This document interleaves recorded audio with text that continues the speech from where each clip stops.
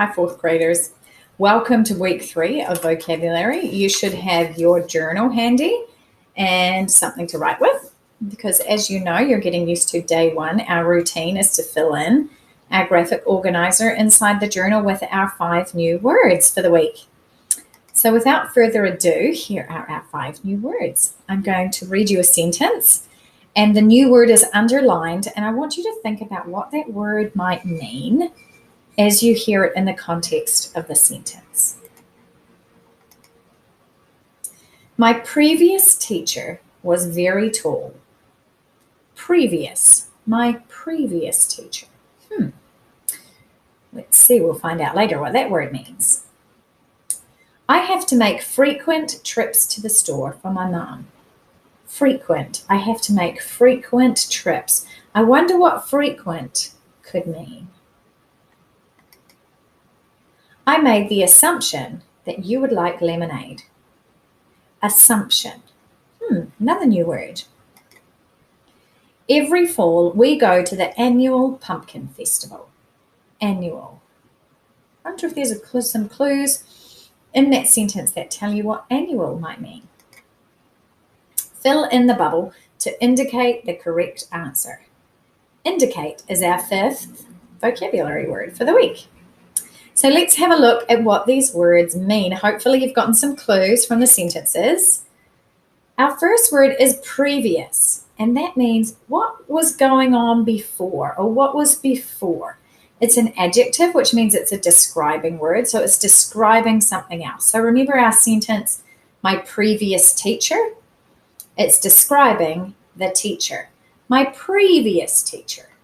And that means the teacher that I had before this one. And here we've got an image of the sort of the rewind button to make you think, yeah, the one that came before.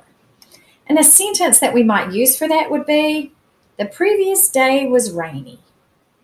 Okay, so not today, but a day you were talking about, the previous day, the one before was rainy. So think previous, kind of think preview, what comes before. That's how I remember what previous means. Okay, for our next word. Frequent. Okay, frequent means happening often. And again, it's another adjective, a describing word. Remember our sentence of making frequent trips to the store? So it's describing the trips to the store, and they're frequent. They happen really often.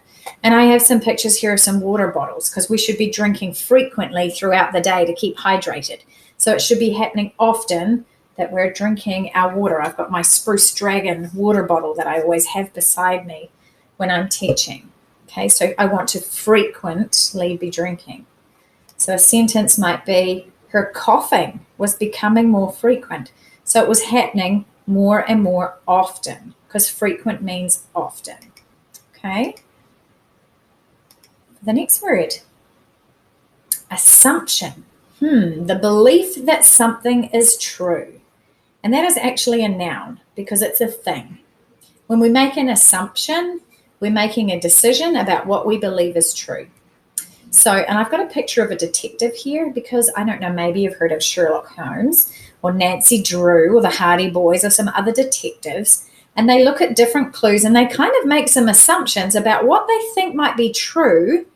They kind of get some hunches and think, I think this is true. And they make some assumptions, okay, the belief that something is true. So an assumption might be, my assumption is that you are tired because you keep yawning. So I believe that you are tired. So I'm making an assumption about you, okay. Next word, annual. And that means occurring once a year. So it comes from the Latin word annum, which means year. So when, annual means just once a year, like Christmas happens once a year. Your birthday occurs once a year. It's an annual occurrence because it happens only once a year. So I've got a picture of a calendar to remind us of this. And remember our sentence from the very first slide was about going to a pumpkin festival every fall. Once a year, you go to the pumpkin festival. It would be an annual occurrence. Another sentence might be, my favorite annual celebration is Valentine's Day, something that happens once a year. Okay, our final word is indicate. And that means to point something out. And here we've got a cute little boy who's pointing something or indicating the way to go.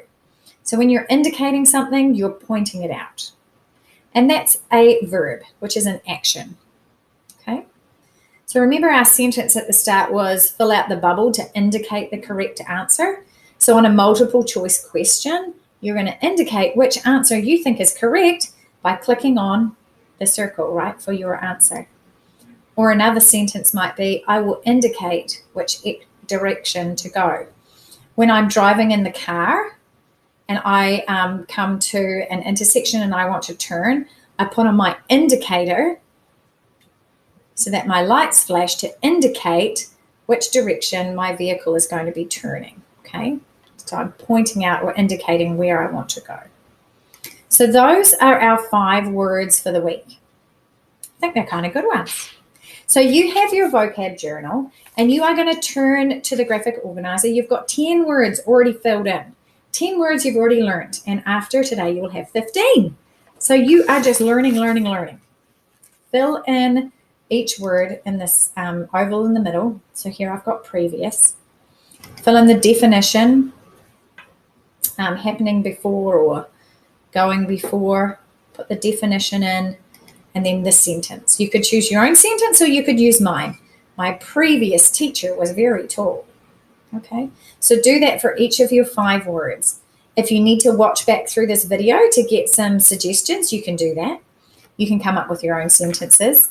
And as always, I've added the slides to the Canvas assignment. So if you just want to look back through these slides without the video to get some help, you can do that too.